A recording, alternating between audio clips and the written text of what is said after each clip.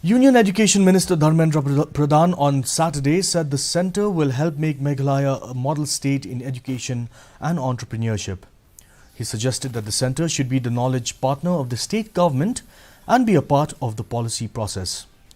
The statement came from the minister after reviewing the education system of the state here in Nehu.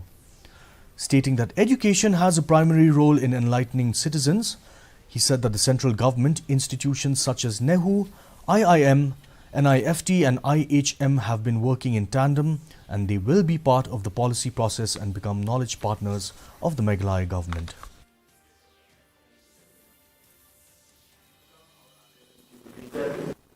Till now, the central government institution like NEU, IIM, NIT, NIFT, the medical institution, IHM, all are working in tandem.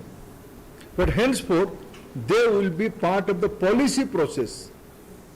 They will complement, they will be knowledge partner of Meghalaya government. Union Education Minister